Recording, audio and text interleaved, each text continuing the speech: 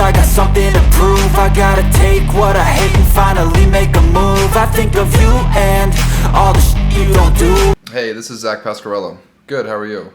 For me personally, I was not able to. That doesn't mean it's not possible. I don't think you can run a profitable box truck business if you're going over the road and hiring a driver. I think the best way to make money with a box truck is to do local deliveries. So in the beginning, just because with hotel, because for me, I was paying my driver $75 per night because he was staying in a hotel, because box trucks are not designed to go over the road. They're designed perfectly for local deliveries. So I got a local contract paying $550 a day, and it was just local deliveries, door to door.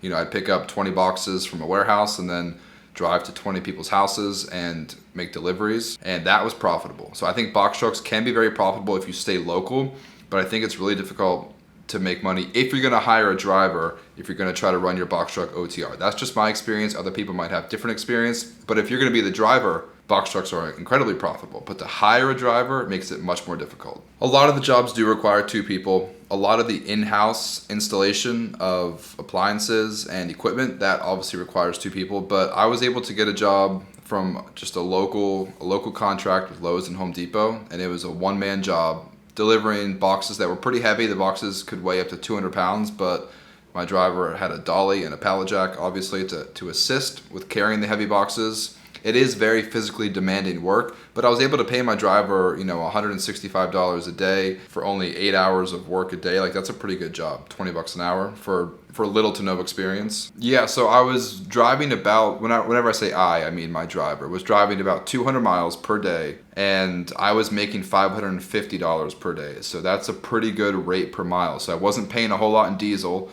and I wasn't paying a whole lot in tolls because I wasn't driving the miles on the turnpike and the highway, and I wasn't paying a whole lot in maintenance because I wasn't really doing a whole lot of wear and tear on my truck, and I was still able to net profit after all expenses, about $400 a week, which is pretty good for one box truck. It was with one company, my contract, and it was not directly with Lowe's or Home Depot. It was with a third-party logistics company who got contracted. They were basically cross-docking for Lowe's and Home Depot.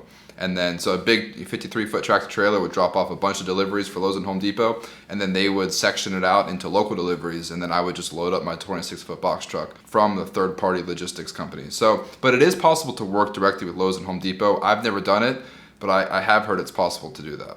Yes, there's definitely a high demand because it's really the only way to deliver these large packages to people's doors, because you're not going to show up to someone's house with a 53-foot trailer. And these types of boxes are too big to fit on like the small postal service trucks and the small UPS trucks. Like, they're too big to fit on those. So that's like, these types of deliveries are literally what box trucks were made for. It's the perfect setup for box truck. It's just hard work, and it's hard to get started. It's hard to find that third-party logistics company to work for. But if you go to Indeed and you can look up box truck owner-operators, and you might be able to find someone who's looking for something like that. Pretty much everybody is going to require that you have the same insurance. Amazon Relay and brokers and third-party logistics, like, they're all pretty much the same. So whatever Amazon Relay requirements are, like, that's pretty standard across the board for anybody who's gonna contract you to move their freight. Like, I forget what exactly it is. It's like $1 million in aggregate, like 500,000 in liability. Like, whatever those specific numbers are, you can do a quick Google search and find the Amazon Relay insurance requirements, but those are all pretty standard across the board. A couple things, going back to some things you brought up in the beginning, I would just caution you about the in-home delivery, the two-man furniture or appliance delivery. There's just a lot of liability that goes into it. So I would just really caution you before you get into something like that, because I have heard some horror stories. Like, if you're bringing a couch into someone's living room and you accidentally scratch their wall, they could potentially file a claim against you, and you got to pay $1,000 to patch their wall. Or even worse, if you're installing things like a washing machine or a dishwasher, and one of your guys connects the hose incorrectly, and all of a sudden their entire basement is flooded, you'll be out $20,000 repairing someone's entire basement. So just be really, really careful getting into those two-person in-home delivery and installations, because there's a lot of liability associated with it. The other thing is renting a truck. So I just want to ask you, have you actually run the numbers in terms of, because renting a truck and hiring a driver is incredibly difficult to be profitable. So I'm just curious, based on the numbers you're seeing,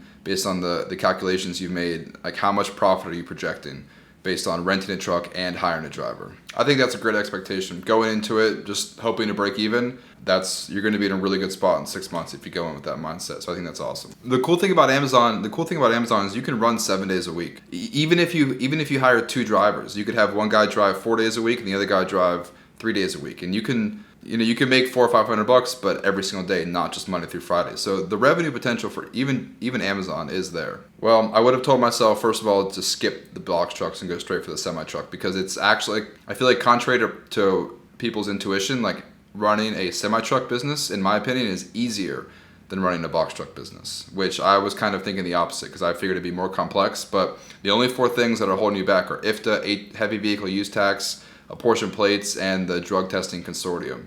Those are the only 4 differences between a tractor trailer and a box truck, and they are all 4 incredibly simple. So if I can go back in time, I would have skipped the box truck altogether and gone straight with a semi truck. That's a great point.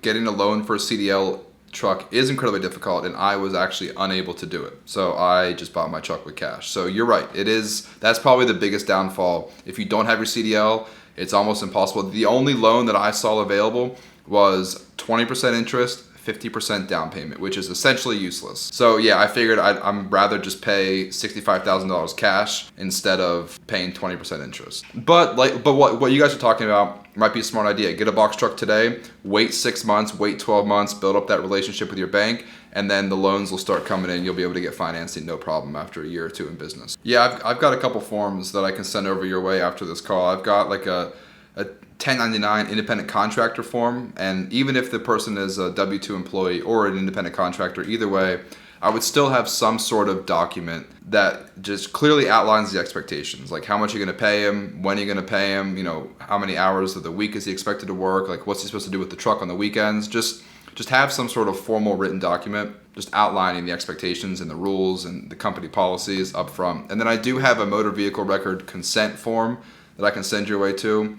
Basically, your driver will grant you permission to pull their MVR history. And then I also have like a list of rules and company policies that I've kind of generated, like a 2-page document, just really basic stuff. And just, it's a good template for you to get started. I can send that over to you guys. Guaranteed pay, man.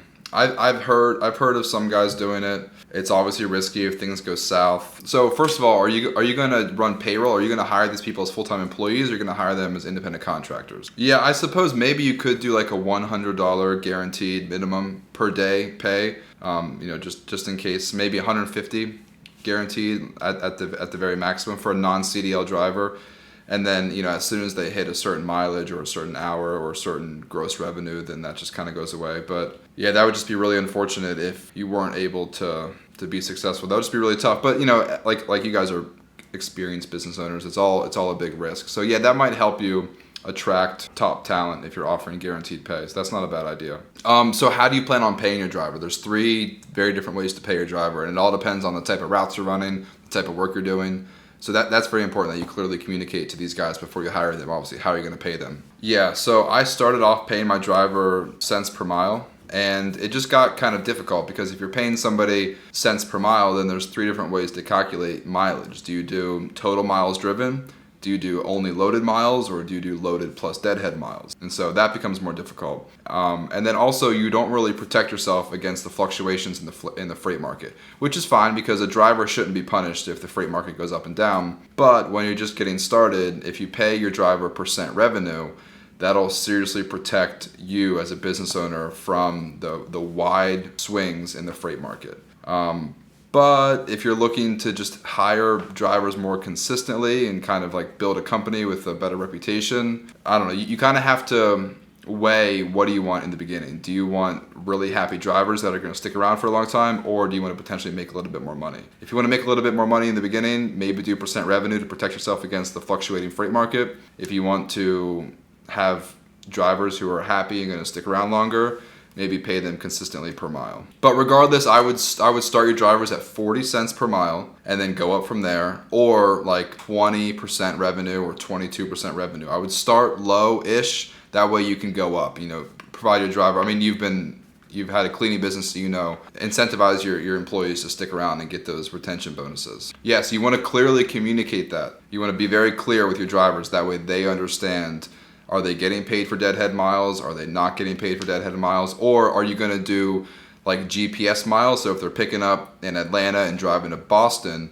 are you just going to look at the map and only pay them for, zip code to zip code miles based on the GPS? There's a lot of different factors. That's why the percent revenue is so nice, because it's very straightforward, very simple, and it also incentivizes your drivers to work hard and not necessarily just drive more miles, but also just like get the best loads. And if you're going to be working with a dispatcher or whatever, like it kind of incentivizes everybody to work together to make as much money as possible. Something else to think about that I did not necessarily consider in the beginning, with box trucks, a lot of times box truck loads are like 1 or 2 pallets. You'll have a lot of success if you can go somewhere and pick up 2 pallets and then go somewhere else and pick up 2 pallets and essentially run 2 loads at the same time that are going in the general same direction. Then you'll be able to pay, and if you pay your driver percent revenue, then that'll incentivize him to pick up 2 loads. But if you only pay him cents per mile, there's no reason, there's no motivation to pick up 2 loads going in the same direction. But you can make so much more money if you're able to pick up 2 loads at the same time, if that makes sense. Yeah, so first of all, Amazon is always probably going to be like 12 pallets. You're always going to have a full truckload with Amazon. So yeah, I heard, you say in the background, you won't be able to do 2 loads at the same time with Amazon, and that's correct. But with the DAT load board, just with working with brokers, there will be specific pickup and drop off times. That's why dispatching your truck is kind of putting the pieces of a puzzle together. It's pretty complicated, and it's going to be up to whoever's dispatching your truck to find those loads with the correct pickup times and the correct drop off times. So it is, kind of, you're solving an equation whenever you're dispatching your truck. So it's just up to the dispatcher to make those pickup and drop off times work together. It's doable though. I see it happen all the time. It's definitely doable. Do you want my insurance agent recommendation, or do you already have insurance? Yeah, I'll send you my dispatcher information and my staffing agency information.